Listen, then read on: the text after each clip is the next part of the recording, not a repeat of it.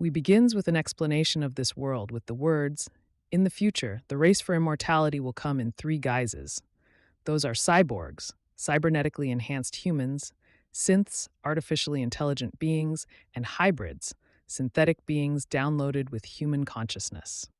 Which technology prevails will determine what corporation rules the universe." Right away, we're dropped into the setting without a single scene. The episode begins on the USCSS Maginot, owned by the Weyland-Yutani Corporation in the year 2020. We see a ship coming to life and its crew coming out of stasis for a 65-year-long mission. They speak about the four megacorporations that run the entire globe. We already know about Weyland-Yutani, which controls North and South America. They also own Mars and Saturn. Dynamic runs the moon. Prodigy, however, run by a trillionaire kid genius named Boy Cavalier. The mission for Maginot is to bring back alien specimens, some of which are shown to be facehuggers. A lot of good people have died to get them, but Weyland-Yutani is now set to be in possession of the creepy crawlers that have been marked for delivery. As the crew goes back to a long cryosleep after their meal, we see brief flashes of the horror they will go through. We next move to Prodigy's Neverland Research Island on Earth. There, a synth named Kirsch spends time with a sick girl named Marcy, who is connected to an IV drip. This synth and the young human appear to be friends, but the girl then leaves to have some sort of medical procedure done. Lying on a table is the body of a young woman. What happens next becomes clear as the girl talks to Dame Sylvia. Her consciousness is about to be transferred into the adult synthetic body, making her a hybrid. An excited Boy Cavalier talks to Marcy about how she will be the very first of her kind. On the ceiling, he plays the animated version of Peter Pan for her to watch as she goes under for the procedure. Looking at her new body, Marcy utters her final words in her old life, that she looks like a Wendy. The new Wendy is then shown sitting alone on the side of a cliff, watching the sea in peace when Dame Sylvia calls for her. Wendy drops, falling 100 feet yet landing softly, before running at super speed along the beach. Not only does one's consciousness transform, but their new synth frame is physically capable beyond the limits of humanity. In a private meeting, Wendy speaks to Dame and Kirsch about her weird new body. She's technically a child in an adult form, so the two discuss potentially having her go through artificial puberty for the sake of her mind. Wendy then learns that there will soon be other hybrids just like her. It will be up to her to be a big sister to these scared, sick kids as they get ready for their transition. Boy Cavalier watches how well Wendy interacts with the children. She tells them how adult minds can't handle the synth process yet, so only kids can do it. Wendy is present as each little boy and girl goes to sleep and wakes up in their new hybrid body, turning this group into a futuristic version. Meanwhile, back in space, all hell has broken out on the Maginot. Captain Morrow is programming the ship to crash into Earth as a crew member begs to be let in so she can escape something that's coming. Morrow, who is a cyborg, welds himself inside the control room so no one can join him. In a flash of light, a xenomorph strikes, killing the pleading crew member. The alien starts to smash its way inside the room, but Morrow's escapes into a small, much more secure chamber underneath just in time. Seconds later, the ship smashes into our planet. We're next introduced to New Siam, owned by Prodigy, which doesn't look so different from our current world. There are trains nearby and people on boats, with skyscrapers surrounding it all. They even have a baseball team. From Neverland, Wendy is watching her brother, Joe, a Prodigy medic, on security cameras as he walks through the city. Still a kid in her mind, she talks about her sibling to her stuffed animals with pride, while he thinks his sister is dead. As Joe watches Ice Age, both brother and sister recall watching it together when they were toddlers. Joe, who goes by Hermit, is at work the next day, moments before the Maginot begins its last descent, crashing in a ball of flames in the middle of the city. Hermit and the Prodigy soldiers he's with immediately rush to the crash site and encounter mass devastation. They conduct a search and rescue mission that leads them to the ship, where they make their way inside. In the control room, Morrow lets himself out of his little pod and moves through the vessel, where all the humans are dead. He sends a message to Wayland Yutani asking for reinforcements, but he doesn't know where the cargo is. Wendy watches the aftermath of the crash on TV, where she's able to control security cameras and find her brother moving through the rubble. She insists on a meeting with Boy Cavalier, who wants to make the ship his own, where Kirsch reveals that she wants to find her brother. Cavalier is amazed by Wendy's almost human facial reactions, to which she tells him, "I am human." Wanting to see how his super strong Lost Boys handle the stress, Boy Cavalier orders the hybrids to go to the crash site with Kirsch as their leader. Morrow hides from the search and rescue team, who make their way into the Maginot's lab with still living specimens. As two soldiers exit the lab, Morrow is there with a gun pointed at them. He orders the two men to put their weapons down and has them go back into the lab, where they are cuffed to a pipe. Morrow asks where Cavalier is, before the cyborg leaves them. In the Maginot's cryo chamber, Hermit finds a corpse with its abdomen burst out. That's never good in this world, especially for tied-up soldiers.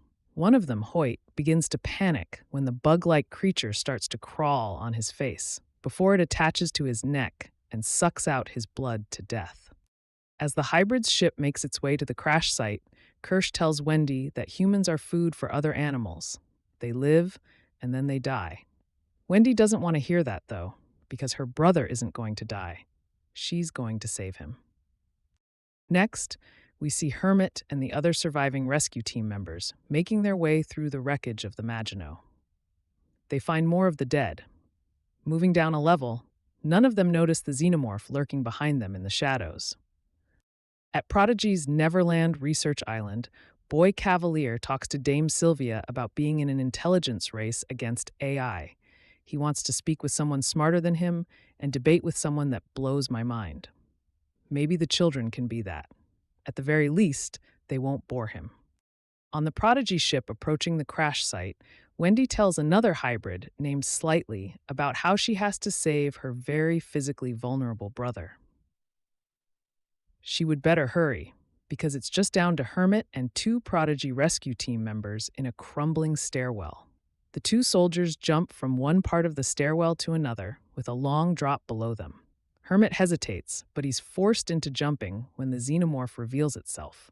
He falls to the floor below and is all alone as the alien chases him, only to barely escape with his life by hiding inside an elevator. He calls out for help on his radio, but no one can hear him. The episode jumps back one day earlier to when Hermit is shown trying to resign from his medic job, even though he has 7 months left in his contract. Because he's the last surviving member of his family, or so he thinks, he wants to live his father's dream for him to become a doctor. Boy Cavalier, Dame Sylvia, Kirsch, and others watch the footage, wondering if it was a mistake to allow Wendy to observe her brother.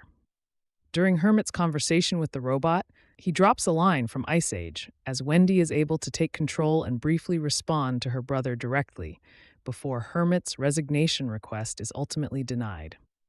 The Prodigy ship finally arrives at the crash site. With her advanced hearing, Wendy can hear some sort of buzzing inside the area.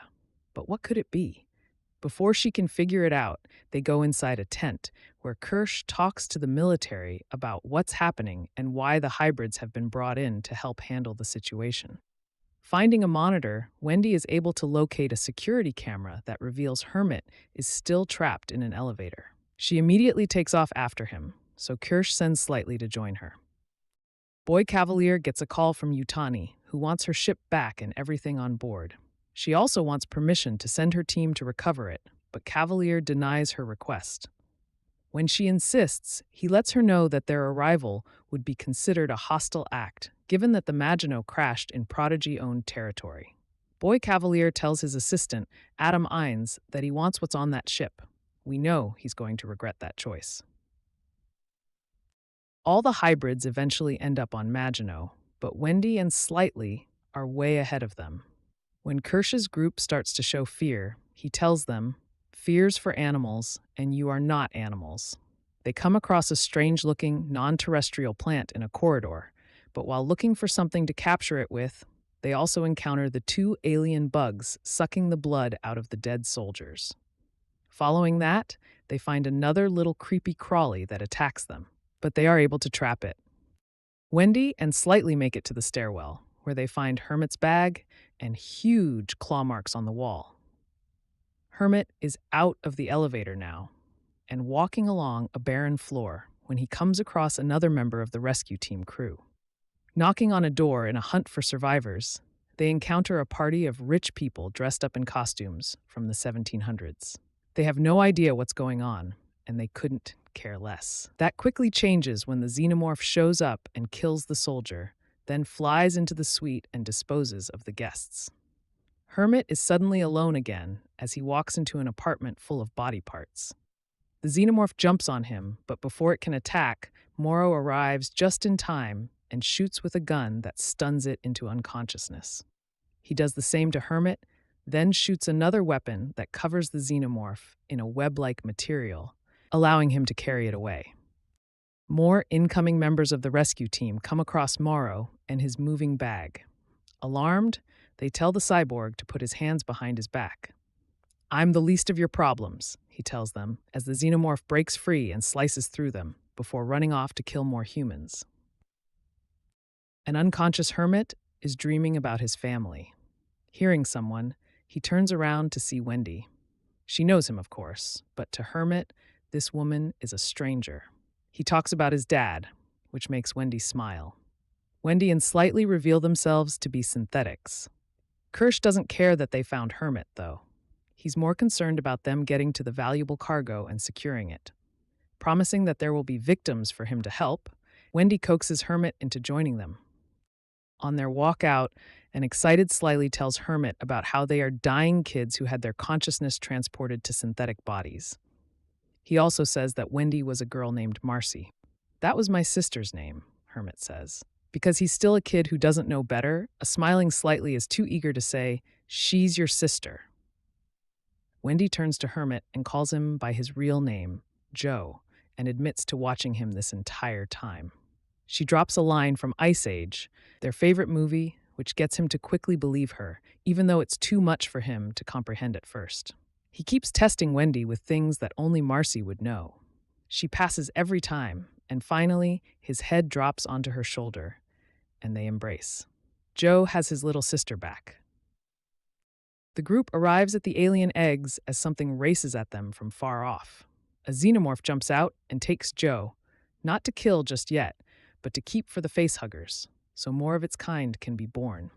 Wendy tells Slightly to stay with the eggs as she runs off after Joe. She just got her brother back, and she's not about to lose him.